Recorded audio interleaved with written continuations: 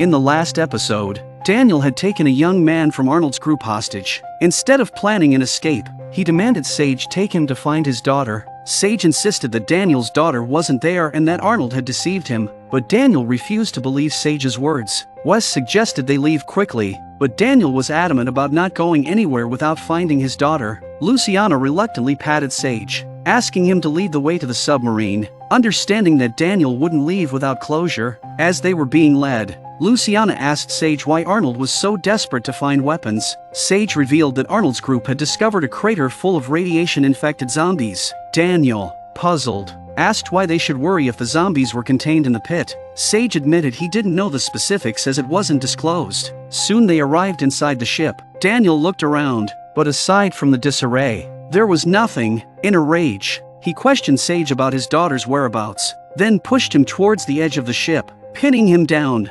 Luciana pleaded from behind, but Daniel only pressed the knife closer. Sage is really afraid at this moment. Wes was completely exasperated with Daniel. Luciana reiterated that his daughter had died long ago and that he had buried her himself. It was unfortunate, but she was gone. Daniel doesn't want to believe this fact. He said, "I have been diligently looking for her. I just want to apologize to her sincerely." Luciana continued, saying, "I know you want to apologize, and your brain keeps telling you Ophelia is still alive, but you can't harm this boy. He's just a child." Sage quickly explained that deceiving him wasn't his idea and swore he didn't know Arnold's plans, but Daniel started mumbling incoherently again. Sage, trembling, told Wes that he knew his brother and implored Wes to save him.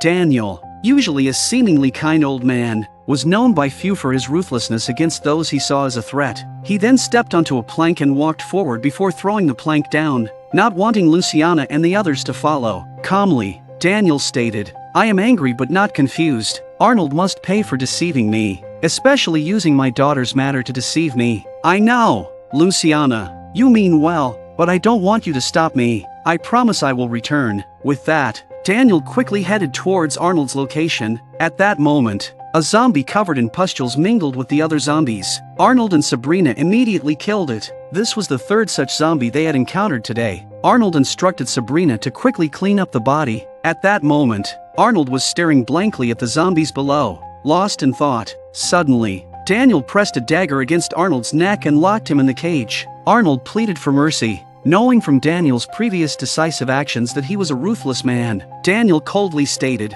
"You lied to me, and your end will be terrible." Arnold frantically tried to reason, saying he was only doing what was necessary to protect his people, just as Daniel was for his daughter. But Daniel was unmoved and pressed the button, slowly lowering the cage towards the zombie horde. Despite Arnold's pleas, Daniel showed no mercy. The cage hit the bottom, and countless zombie hands began to reach for Arnold.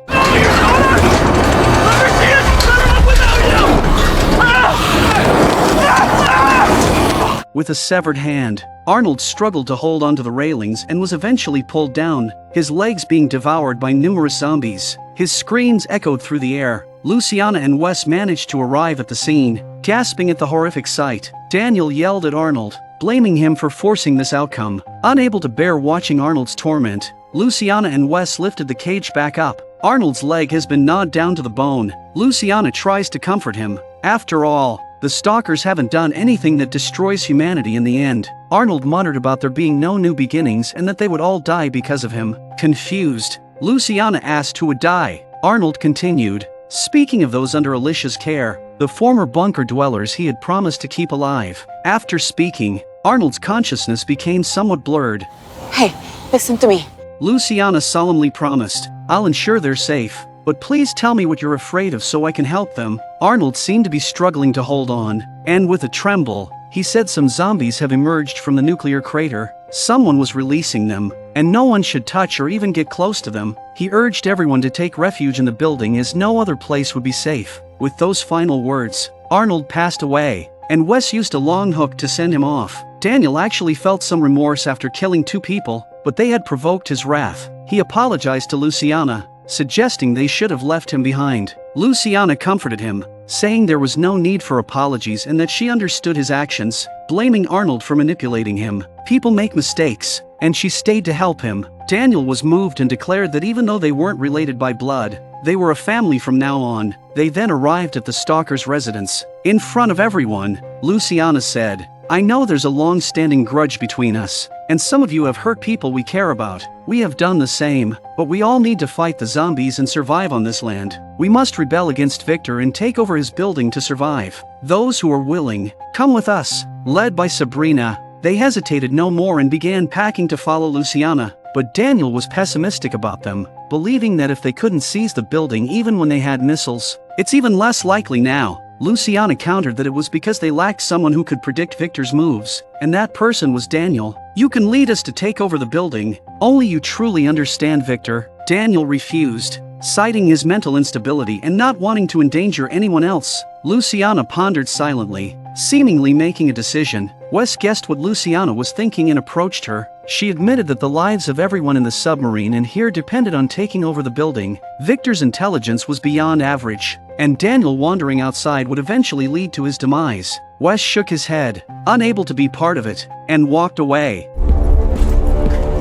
Because what Luciana planned was to deceive Daniel, she lied to Daniel, telling him Arnold said on his deathbed that his daughter was alive and held by Victor in the building. Despite Daniel's disbelief and questions, Luciana persisted. Luciana hoped to reignite Daniel's fighting spirit, partly to help everyone against Victor and partly not to leave the old man alone and adrift. Daniel's hope was reignited, and he said to Luciana, "You better not be wrong, Luciana. If you are mistaken, if you are lying to me, if this is another lie, I will completely break down. Are you sure?"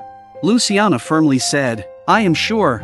It is true, Daniel. If Daniel eventually finds out she lied to him, perhaps she would also be killed by Daniel. But for now, Luciana cannot concern herself with that. Everyone packed and prepared to leave, but Wes had other plans. He bid farewell to Luciana, not wishing to continue with the group, because he believes that Victor and Alicia, who once had such a good relationship, have turned against each other. Moreover, Luciana's recent actions made Wes feel that they are all hypocritical, pretending to be kind, and he doesn't want to be that kind of person. Wes left alone, preferring to live without a facade. Back at the submarine, Dwight and the others returned successfully with a lot of weapons but lacked people to use them. Just then, Luciana arrived with a group, also informing them of Wes's departure. Daniel seemed very active, already planning how to defeat Victor, but could they really succeed?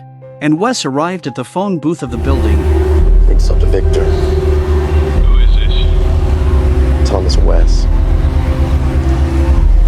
Tell him I want to make a deal. Why would he want to make a deal with you? Because I can help save his tower. In a world ravaged by radiation and zombies, this building has become a coveted sanctuary. Here, not only is safety assured, but fresh fruits and vegetables are also cultivated. However, Victor, the founder of this place, is a tyrannical ruler. His business-minded approach makes him trust no one, conducting periodic searches of the building's inhabitants. Anyone found contacting the outside world, regardless of their intentions, is taken away. The consequence isn't exile but being sent directly to the rooftop. Despite the woman's protests of innocence, Howard informs her that hiding a walkie-talkie is a capital offense. Then, with expressionless faces, they throw the woman off the building. After this deed, Howard looks to Victor, seemingly seeking approval. Next is the second person, then the third. Dory, harboring thoughts of dissent, believes Victor's rule is unjust and contemplates how to advise him. He shares his thoughts with Naomi, but Naomi dismisses the idea, saying Victor, who only trusts himself, wouldn't listen. Dory is aware of this, but he's concerned about the building's misdirected development. Ever since Morgan poisoned Victor, he's been convinced there's a traitor among them, leading to a harsh crackdown on walkie-talkies. At this moment, Charlie weakly calls out for Naomi. She is already on the brink of death. Seeing Charlie's haggard face, Dory is filled with sorrow and asks Naomi about his condition. Naomi admits there's little she can do about the severe radiation. All they can hope is for Charlie's remaining days to be less painful. Realizing the building must reform or face more casualties like Ollie and Charlie, Dory decides to persuade Victor to change his management style, needing only an opportunity to gain his trust. Naomi, however, fears Dory might be brainwashed by Victor instead. While they argue, a cavalryman outside informs Dory they've found another walkie-talkie. Who had one? Howard. The room falls silent for a few seconds. Dory sees this as his chance to get close to Victor and approaches him. I'll be straight with you, Victor. I've got some concerns about how you're running this place. The translation of the text in English is, "At night, Howard was pushed onto the rooftop, constantly saying, 'That's not my walkie-talkie, I swear,' but Victor interrogated, 'This was found in your room.' Howard immediately explained, 'Victor, you know me. I've been by your side from the beginning. Why would I abandon everything now?'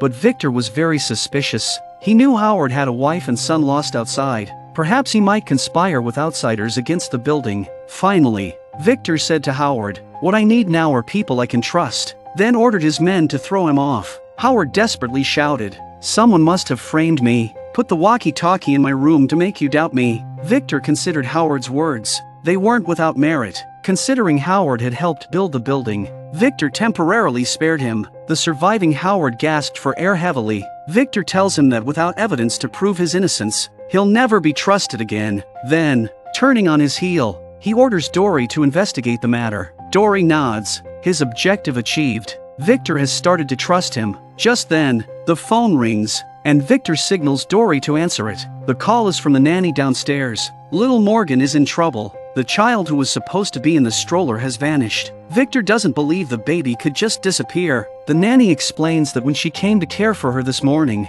she was already gone from her crib. Seizing the opportunity, Howard asks Victor to let him find the child, promising to prove his utmost loyalty. Victor agrees but warns that if the child isn't found by dawn, Howard will be thrown off the building. With no way out, Howard departs. After Howard leaves, Victor also instructs Dory to look for little Morgan, as he doesn't trust Howard and suspects him of stalling for time. At this moment, Victor trusts Dory more. That day, Dory had offered many suggestions. Though Victor wouldn't listen, it proved Dory genuinely wanted the building to prosper. Dory begins his investigation, utilizing his former police skills to interrogate and look for clues. But his search turns up nothing. Everyone has their alibis. When questioning Naomi, she doesn't confess but reminds Dory they're on the same side. She advises Dory not to try persuading Victor, as it's impossible. The only way to change things is to eliminate Victor. Dory doesn't understand what this has to do with little Morgan. Naomi looks around to ensure they're alone before whispering that as long as little Morgan is in the building,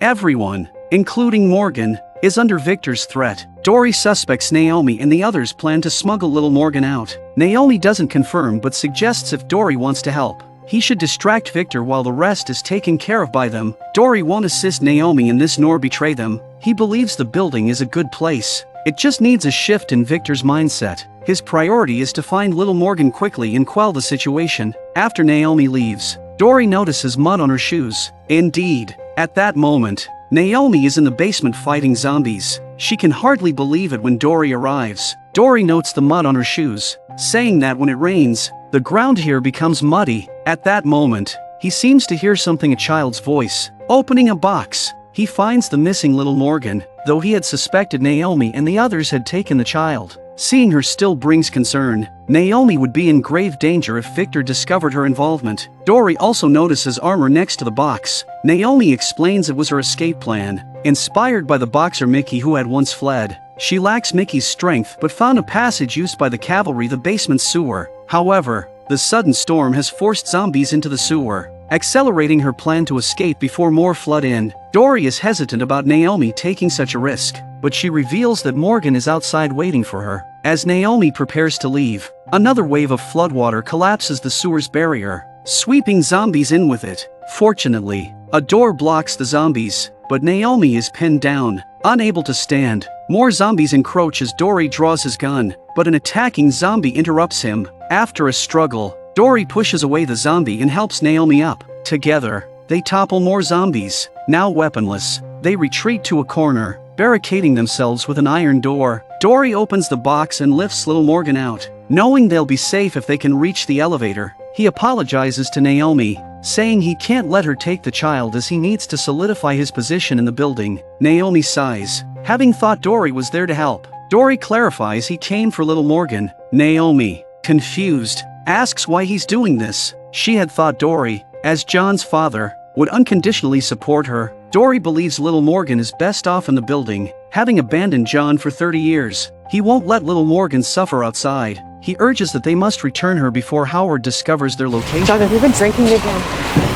Why the hell would you ask me? Because you're not making any sense. Strand is not going to listen to you. He will. He has to. Why? Because I set this all in motion. The walkie.